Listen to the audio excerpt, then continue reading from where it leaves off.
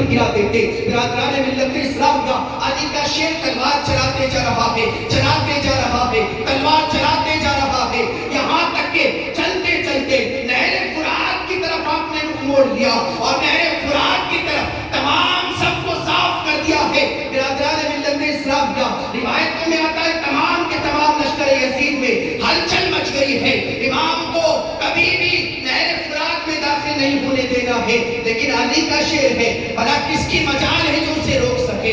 امام عالی مقام نے اپنے گھوڑے کو نہر فرات کے اندر داخل فرما دیا، اپنے گھوڑے کی طرف اشارہ فرمایا، اے میرے تازی رفتار گھوڑے تو بھی پانی پی لے۔ اب ادھر امام عالی مقام نے اپنے چلو میں پانی اٹھایا ہے، اب پانی جیسے اٹھایا حضرت علی اکبر کی پیاس یاد آ گئی، حضرت زینب کا تڑپنا یاد آ گیا، حضرت سکینہ کا رونا یاد آ گیا، تمام اہل بیت اطہار کی پیاس کو یاد کر کے امام نے پانی کو پھینک دیا اور گویا اعلان کر رہے تھے امام عالی مقام، اور یزیدیوں یاد رکھنا حسین اگر چاہے تو پانی پی سکتا ہے، تمہاری یہ مجال نہیں کہ تم پانی کو روک دو۔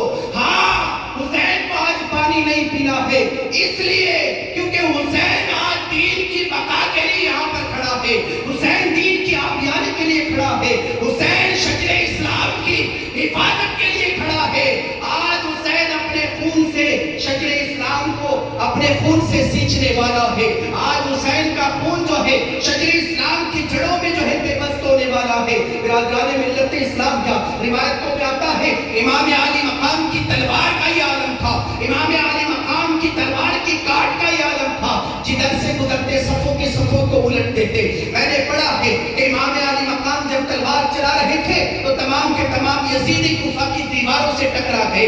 امام عالی مقام تلوار چلا رہے ہیں، اچانک دیوار آپ جو تلوار چلاتے چلاتے کانوں میں ایک آواز آتی ہے، حسین کب تک جوہر دکھاتے رہو گے؟ اب ہماری بارگاہ میں آ جاؤ، حسین ہماری بارگاہ میں آنے کی تیاری کرو۔ کہتے ہیں کہ امام عالی مقام نے اب تلوار کو میان میں کر لیا ہے، لیکن کسی بھی بزدل کی یہ طاقت نہیں ہے جو حسین کے سامنے آ سکے۔ سب گھبرا رہے ہیں، گیدڑ کی طرح دور دور پھر رہے ہیں۔ روایتوں میں آتا ہے کہ بدبخت نے امام عالی مقام کی پیشانی پر تیر مارا، امام نے وہ تیر کھینچ کر پھینک دیا اور اپنے چہرے کو دونوں ہاتھوں سے صاف کرتے ہوئے آسمان کی طرف نگاہ اٹھا کر کہتے مولا مولا مولا تبارک و تعالیٰ تو دیکھ رہا ہے میرے ساتھ تیرے یہ بندے کیا معاملہ فرما رہے ہیں۔ یا رسول اللہ آپ دیکھ رہے ہیں آپ کی امت نے میرا کیا حال بنایا ہے۔ یا رسول اللہ کہتے ہیں کہ میں نے یا رسول اللہ میں قیامت کے دن اسی چہرے کے ساتھ آپ کے سامنے حاضر ہوں گا۔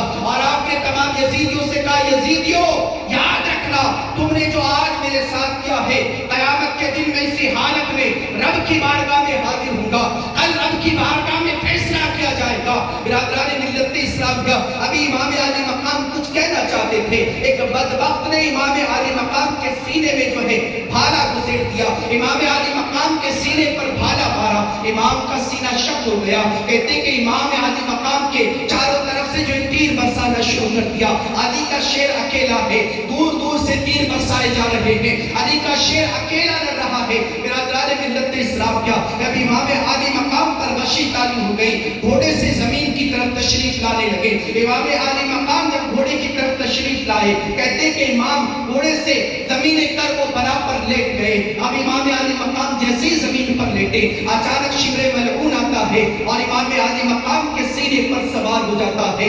امام عالی مقام نے جب یہ منظر دیکھا تو آنکھوں کو کھولا اور آنکھ کھول کر آپ امام عالی مقام ارشاد فرماتے ہیں ذرا اپنا سینہ تو دکھا۔ اس نے سینہ دکھایا، امام عالی مقام نے فرمایا ہاں ہاں تو وہی ہے جس کے متعلق میرے نانا نے بتایا تھا، تو وہی ابلک کتا ہے جس کے متعلق میرے نانا نے کئی برسوں پہلے مجھے اس بات سے آگاہ کر دیا تھا کہ میں دیکھ رہا ہوں میرے حسین کو ایک چت قبرہ کتا شہید کر رہا ہے۔ برادران ملت اسلام کا امام عالی مقام نے فرمایا تیرا نام کیا ہے؟ اس نے اپنا نام بتایا۔ امام عالی مقام نے فرمایا تو مسلمان ہے؟ اس نے کہا ہاں ہاں میں مسلمان ہوں۔ امام نے فرمایا اچھا اگر مسلمان ہے کیا تجھے پتا ہے آج کون سا دن ہے، آج کیا وقت ہے؟ اس نے کہا جمعے کا دن ہے، جمعے کی نماز کا وقت ہے۔ امام عالی مقام امام حسین رضی اللہ تعالی عنہ نے کہا وہ بدبخت تو اب بھی میرے سینے پر بیٹھا ہے، جبکہ تو جانتا ہے میں نواسہ رسول ہوں، تو جانتا ہے میں فاطمہ کا لقتی جگر ہوں، تو جانتا ہے میں علی کا پیارا ہوں، تو جانتا ہے میرا اہل بیت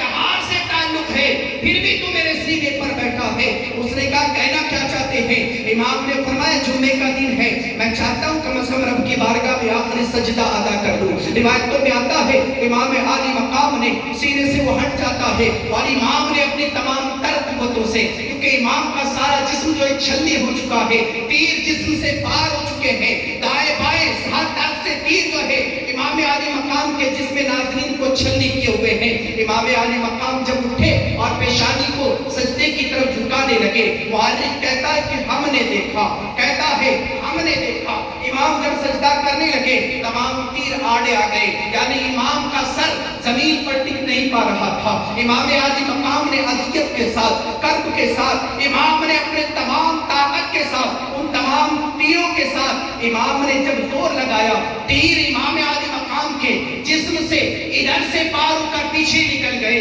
امام عالی مقام نے ادھر سر سجدے میں رکھا، ادھر شبر ملعون نے گویا ابن زیاد نے اعلان کر دیا، لوگوں یاد رکھنا اگر تم نے اسے سجدے کی حالت میں قتل کر دیا تو تم سارے بچ جاؤ گے، اور اگر تم نے اسے اٹھنے کا موقع دے دیا پھر یہ مجال نہیں ہے کہ تم میں سے کوئی بچ سکے۔ امام عالی مقام کو سجدے کی حالت میں دیکھا، شبر ملعون قریب گیا اور امام عالی مقام کے سر ناظرین کو جسم ناظرین سے جدا کر دیا۔